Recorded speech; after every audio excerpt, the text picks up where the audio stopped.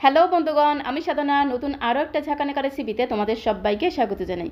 আজকে আমি তোমাদের সাথে শেয়ার করছি গরমের দিনে রুটি পরোটার সাথে খাওয়ার জন্য দহি শিমলা মির্চ বা দহি ক্যাপসিকামের একটা দুর্দান্ত স্বাদের রেসিপি। এটা বানানো যেমন সোজা, খেতে অসম্ভব সুস্বাদু হয়। তো তার জন্য এখানে আমি দুটো ক্যাপসিকাম নিয়েছি। ক্যাপসিকাম দুটোকে প্রথমে খুব ভালো করে ধুয়ে নিয়েছি। তারপর ঠিক এরকম করে একটু লম্বা লম্বা করে সরু সরু করে কেটে নিতে হবে, তাহলে দেখতেও ভালো লাগবে, আবার খেতেও কিন্তু দারুণ লাগবে। ঠিক এইরকম করে একটু সরু সরু করে কেটে নিতে হবে। আর সাথে নিয়েছি একটা বড় সাইজের পেঁয়াজ। পেঁয়াজের খোসাটাকে ছাড়িয়ে পেঁয়াজটাকেও ঠিক একই রকমভাবে একটু লম্বা লম্বা করে সরু সরু করে কেটে নেব। পেঁয়াজের লেয়ারগুলোকে এরকম করে একটু আলাদা করে নিতে হবে। আর সাথে নিয়েছি একটা মিডিয়াম সাইজের আলুর খোসাটাকে ছাড়িয়ে ঠিক এরকম করে একটু লম্বা লম্বা করে কেটে নিতে হবে। তবে এই আলুটা কিন্তু সম্পূর্ণ অপশনাল, চাইলে তোমরা দিতে পারো, আবার নাও দিতে পারো। একটু আলু দিলে খেতে ভালো লাগে, তাই আমি এখানে একটা আলু দিয়ে দিলাম। সমস্ত সবজিগুলোকে দেখো এইভাবে আমি একটু লম্বা লম্বা করে কেটে নিয়েছি। তারপরে রান্নাটা করে নেব, তার জন্য চলে আসলাম কড়াইয়ের কাছে। গ্যাসের ফ্লেমটা অন করে দিয়ে একটা কড়াইয়ের মধ্যে আমি ছোট চামচে 2 চামচ দিয়ে দিলাম বেসন। তারপরে খুব সুন্দর করে ঘোটানাটা করে বেসনটাকে একটু 2 মিনিট সময় ধরে ভেজে নিতে হবে। এই সময় গ্যাসের ফ্লেমটা মিডিয়াম টু লোতে রাখতে হবে, আর কন্টিনিউ নাড়াচাড়া করে বেসনটাকে 2 মিনিট সময় ধরে একটু হালকা লালচে করে ভেজে নিতে হবে। এতে কি হবে, বেসনের কাঁচা গন্ধটা চলে যাবে, খেতে কিন্তু দারুণ লাগবে। বেসন ভাজা হয়ে গেছে, একটা বাটির মধ্যে দেখো ঢেলে নিলাম। একদম ছোট বাটি 2 বাটি বেসন আমি ভেজে নিয়েছি। তারপরে কড়াইটাকে পরিষ্কার করে ওই কড়াইতে আমি আরও 2 চামচ দিয়ে দিলাম রান্নার তেল। তেলটাকে খুব সুন্দর করে একটু ঘোটানাটা করে মিশিয়ে নেব। আর তেলটা যখন একটু গরম হয়ে যাবে, তেলের মধ্যে আমি 1/2 চামচ দিয়ে দেবো গোটা জিরে ফোড়ন, সাথে দিয়ে দেবো 2টো শুকনো লঙ্কা ফোড়ন। একটু শুকনো লঙ্কা ফোড়ন দিলে শুকনো লঙ্কা ভাজা যে খুব সুন্দর একটা ঘ্রাণ, রান্নাতে কিন্তু দারুণ লাগবে। তো খুব ভালো করে নেড়ে ছেড়ে এই শুকনো লঙ্কা জিরেটাকে একটু হালকা লালচে করে ভেজে নেব। ফোড়নটা যেন বেশি পুড়ে না যায়, এরকম যখন একটু হালকা লালচে কালার চলে আসবে, তারপরে আমি এর মধ্যে দিয়ে দেবো 4-5টা কাঁচা লঙ্কা। 4-5টা কাঁচা লঙ্কাকে মাঝখান থেকে দুফালি করে কেটে নিয়েছিলাম। ঝালের পরিমাণটা তোমরা বুঝে দেবে, যে যেমন ঝাল খেতে পছন্দ করো এখানে সেই অনুসারে কাঁচা লঙ্কাটা অ্যাড করে দেবে। কাঁচা লঙ্কাগুলোকে একটু নেড়ে ছেড়ে ভেজে নিয়েছি। তারপরে আমি এর মধ্যে যে বড় সাইজের একটা পেঁয়াজকে লম্বা লম্বা স্লাইস করে কেটে রেখেছিলাম, সেই পেঁয়াজের স্লাইসগুলোকে দিয়ে খুব ভালো করে নেড়ে ছেড়ে সমস্ত কিছুর সঙ্গে মিশিয়ে নেব।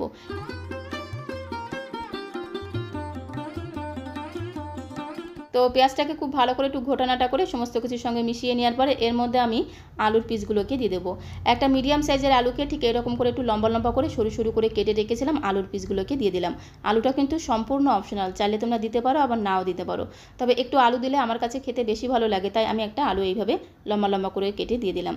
এর মধ্যে দিয়ে দিচ্ছি সামান্য পরিমাণে একটু লবণ দিয়ে আলুগুলোকে একটু নাড়াচাড়া করতে করতেই দেখবে আলুটা কিন্তু বেশ অনেকটাই কিন্তু নরম হয়ে যাবে।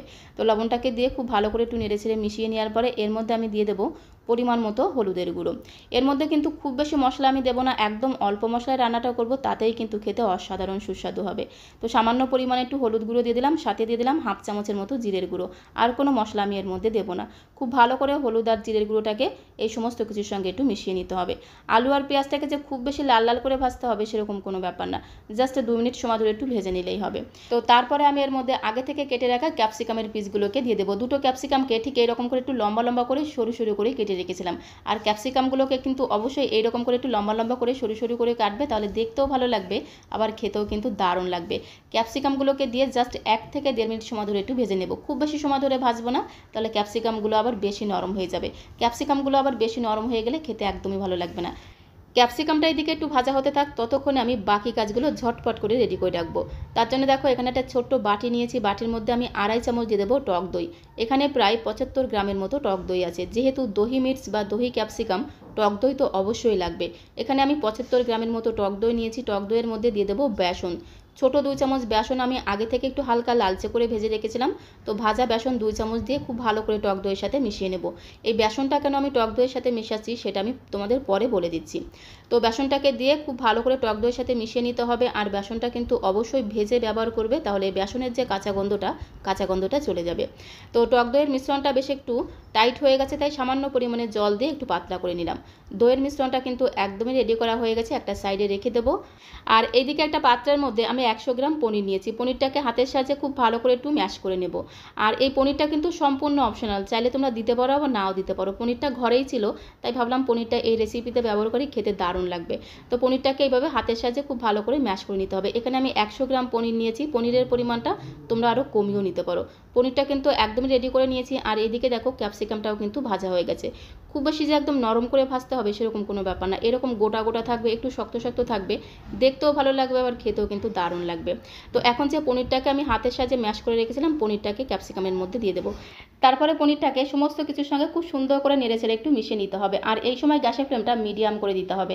গ্যাসের ফ্লেমটা একটু মিডিয়াম করে দিয়ে পনিরটাকে জাস্ট 1 মিনিট সময় ধরে একটু নেড়েচেড়ে ভেজে নিতে হবে।